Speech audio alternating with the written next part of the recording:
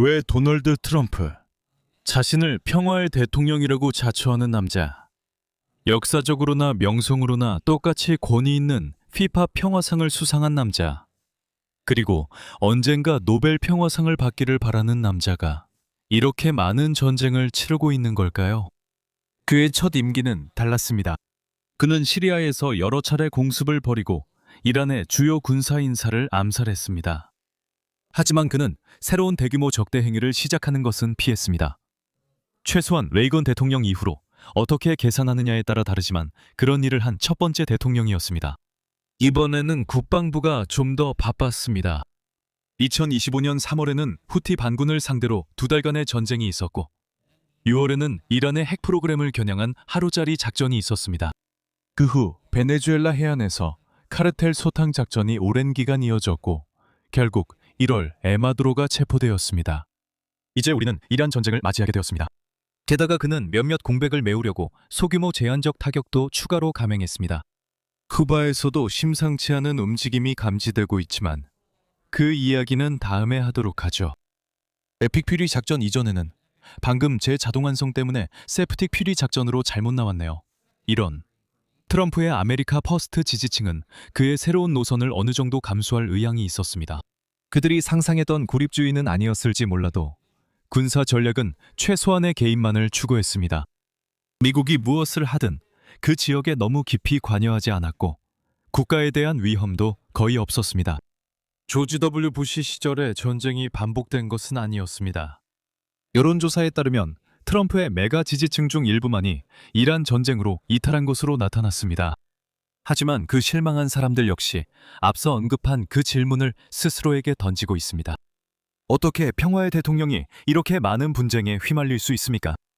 자, 오늘 저는 도널드 트럼프 평화 대통령이라는 개념, 즉 실제로 전쟁이 줄어든다는 생각에 대한 3가지 문제를 다루고자 합니다.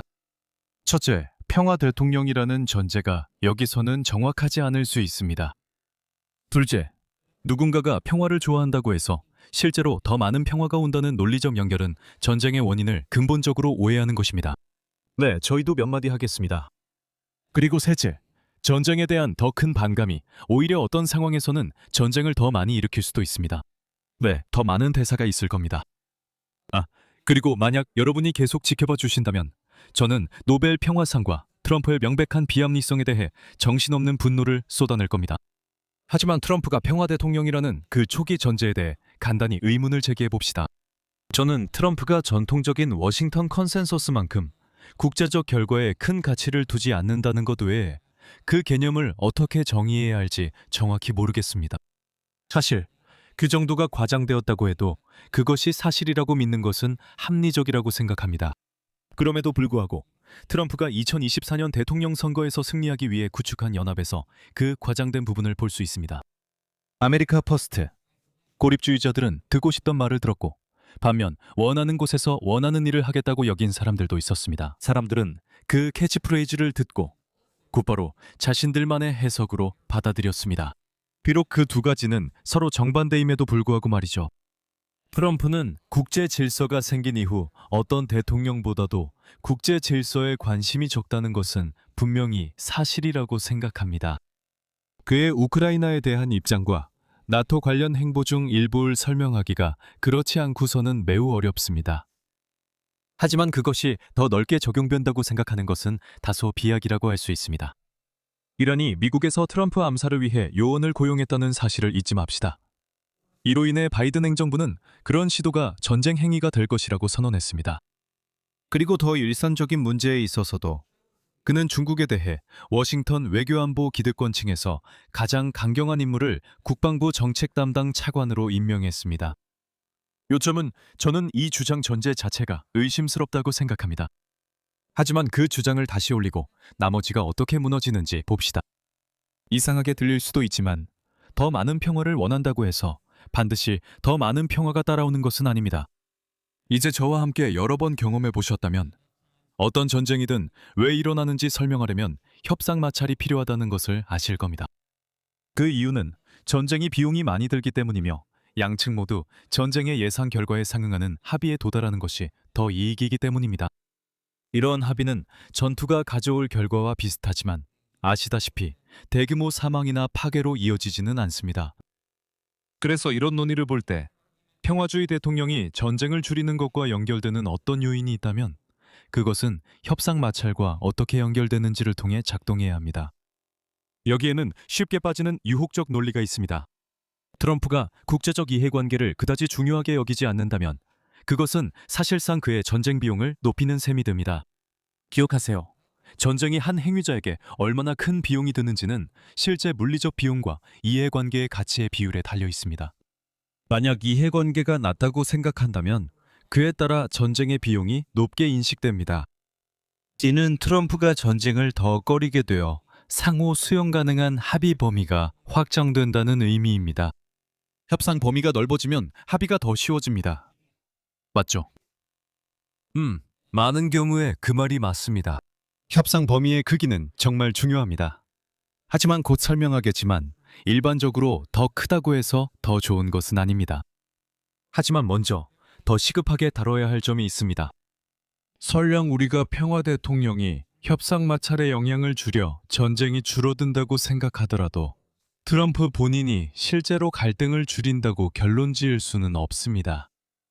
그 이유는 우리가 트럼프가 다른 요인을 모두 동일하게 유지한다고 가정하기 때문입니다. 저는 트럼프가 모든 요인을 동일하게 유지한다고 생각하지 않습니다.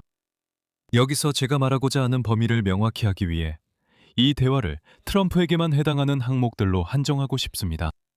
또한 트럼프가 한 일과는 별개로 지금이 10년 전보다 더 위험한 안보 환경에 처해 있다는 것도 사실입니다. 그리고 저는 이것이 트럼프의 첫 번째 임기와 지금 두 번째 임기 사이의 차이점을 설명하는 데 도움이 된다고 생각합니다. 하지만 트럼프에게만 해당하는 문제에 한정해서 말하자면 트럼프는 협상의 마찰을 일으킵니다. 저는 트럼프가 문제가 필요하지 않은 곳에 문제를 만든다는 식의 자극적인 논평을 하려는 것이 아닙니다. 이것은 그의 성격에 대한 대화가 아닙니다. 오히려 저는 그가 전반적으로 파악하기 어려운 인물이라는 점을 말하는 것입니다. 그래서 동맹국이든 적대국이든 누구든지 협상에서 그의 마지노선이 무엇인지 정확히 이해하기 어렵게 만듭니다. 이로 인해 미국이 전쟁을 벌이는 상황이 더 많이 발생하게 됩니다. 왜냐하면 상대방이 협상에서 무엇을 요구해야 할지 확신하지 못하기 때문입니다. 우리는 타코 같은 상황에 놓일 수 있습니다. 그는 대부분의 문제에 양보할 수도 있고 반대로 상대가 진지한 제안을 하지 않으면 단호하게 맞설 수도 있습니다. 상대방이 백악관에서 오늘 저녁에 타코를 먹을 거라고 생각한다면 강경한 요구를 하게 됩니다. 하지만 실제로 단호한 트럼프가 거절합니다. 전쟁이 벌어집니다. 논점을 정리하자면 트럼프가 그의 전임자들보다 국제적 결과에 대해 조금 덜 신경 쓴다고 상상해 보세요. 하지만 그는 상황에 훨씬 더 많은 불확실성을 불어넣습니다. 그렇다면 후자의 효과가 더 클 수도 있습니다. 원래의 주장은 전체 트럼프 효과를 고려하지 않기 때문에 무너집니다. 안타깝게도 문제는 오히려 더 심각해진다는 것을 보여드릴 수 있습니다. 협상 범위의 크기를 비교하는 것만으로는 전쟁 가능성에 대해 아무것도 알 수 없습니다. 왜냐하면 그것은 협상이 결렬되는 어떤 메커니즘도 명시하지 않기 때문입니다. 국제적 결과를 덜 신경 쓰면 전쟁이 더 많아질 수 있습니다. 설명해 드리겠습니다. 트럼프의 한계선이 어디인지 이란이 모르는 불확실한 세상에 우리가 살고 있다고 상상해 보세요. 아마도 그것은 미국의 무기 비축량이 얼마나 많은지 불분명하기 때문일 것이고, 따라서 이란과의 전쟁은 이후 중국과의 전쟁 능력과 같은 미국의 다른 이익에 대해 어느 정도의 부정적인 부작용이 발생할지 불확실하게 만들 것입니다. 이러한 상황에서 전쟁이 발생할지 여부를 결정하는 주요 요인은 트럼프의 두 가지 가능한 진짜 최소 요구 조건 사이의 차이입니다. 저는 이를 평화 프리미엄이라 부릅니다. 왜냐하면 이것이 상대방이 덜 단호한 유형의 트럼프에게 초과 지불해야만 더 단호한 유형의 트럼프가 제안을 받아들이도록 할 수 있는 금액이기 때문입니다. 따라서 평화 프리미엄이 작을 때는 위험한 제안을 하는 것이 상대방 입장에서는 덜 매력적으로 보입니다. 상대방은 전쟁 비용을 감수하면서도 약간의 추가 이익을 얻을 작은 가능성에만 기대해야 하기 때문입니다. 하지만 그 추가 이익은 작습니다. 딱히 가치 있는 도박은 아니죠. 몇 년 전에 제 자존심, 강한 학자 자아가 발견한 것 중 하나가 있었어요.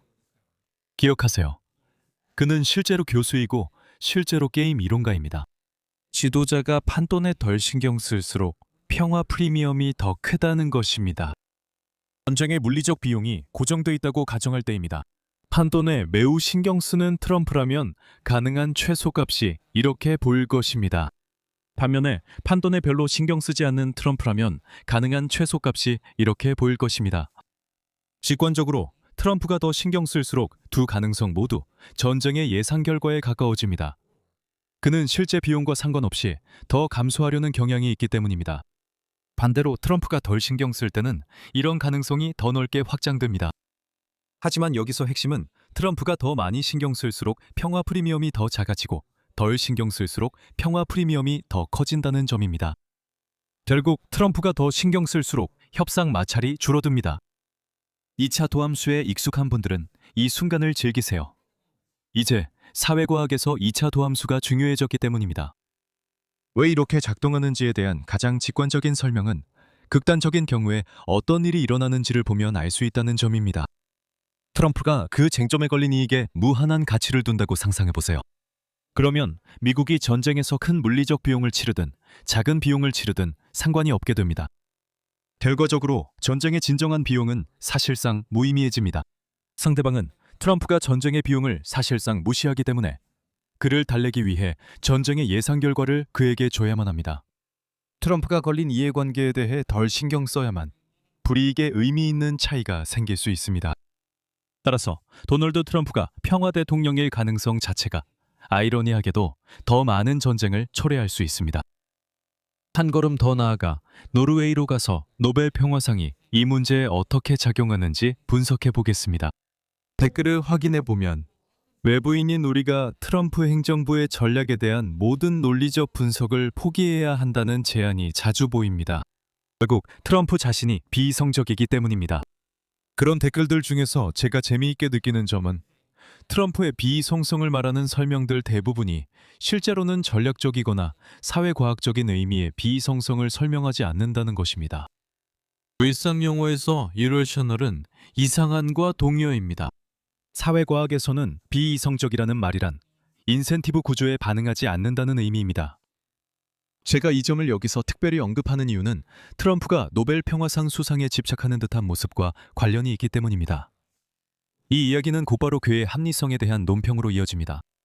하지만 위기 협상 모델링의 재미있는 점은 우리가 트럼프의 아버지와의 문제나 그가 노벨상에 집착하게 된 원인 같은 것들에 신경 쓸 필요가 없다는 것입니다. 그는 그냥 그런 집착을 가지고 있을 뿐입니다. 그리고 그것이 협상에 미치는 영향을 생각해보면 그 집착은 합의를 받아들이는 것이 더 매력적으로 보이게 만듭니다. 하지만 그것은 수학적으로 보면 그의 관점에서 전쟁이 상대적으로 덜 매력적으로 보인다는 말과 같습니다. 그리고 알고 보면 우리는 이미 합의하는 것에 비해 싸우는 것에 대한 상대적인 불이익을 가지고 있습니다. 그것이 바로 전쟁의 비용입니다. 따라서 평화에 따른 이익을 더하는 것은 싸움의 가치를 더 낮추는 것과 같습니다. 여러분은 그의 관점이 터무니없고 별로 이성적이지 않다고 생각할 수 있지만 위기 협상에서의 실제 효과는 트럼프가 전쟁에 더 높은 비용을 지불한다는 것입니다. 플러스나 마이너스 기호 하나로 수학적 모델링이 가능하다는 게 정말 놀랍습니다. 그리고 다행히도 이것은 위기 협상 이론이 일부 잘 모르는 사람들이 여러분이 믿길 바라는 것보다 훨씬 더 많은 상황을 다룰 수 있다는 것을 의미합니다. 재미있게도 학자로서의 제 또 다른 자아는 이와 관련해 또 다른 반직관적 관계를 보여주는 논문도 하나 갖고 있습니다. 국가들이 트럼프가 특정 쟁점에 대해 얼마나 가치를 두는지 정확히 파악하기 어려워한다고 상상해 보세요. 그렇다면 전쟁의 비용을 높이는 것, 예를 들어 노벨상 가치까지 추가하는 것은 오히려 전쟁의 위험을 높입니다. 여기서의 논리는 앞서 평화 프리미엄을 조작하는 것과 같은 종류의 문제이기 때문에 오늘은 그 부분을 더 깊이 다루지 않겠습니다. 하지만 흥미로운 점은 평화가 처음에는 더 매력적으로 보일 수 있는 또 다른 방법이 있지만 결국 전략적 상호작용이 그 연결고리를 무너뜨린다는 것입니다. 그럼 오늘의 핵심 요점은 무엇일까요? 트럼프를 평화 대통령이라고 부르는 것은 오해를 불러일으킬 수 있습니다. 설령 그가 그렇다 하더라도 전쟁을 일으키는 것은 협상 마찰의 존재입니다. 또한 평화 대통령이 되는 것이 협상 마찰로 오히려 전쟁이 더 늘어날 수 있습니다. 이로써 제 31날 연속이 끝났습니다. 더 드릴 말씀이 없으니 이전에 했던 말을 참고해 주세요. 라인손 맵스 엑스트라에서 국제관계 입문 시리즈의 최신 영상을 보시는 것을 추천드릴까요? 어쨌든 오늘 영상이 재미있으셨다면 좋아요, 공유, 구독 부탁드리고 다음에 또 뵙겠습니다. 건강하세요.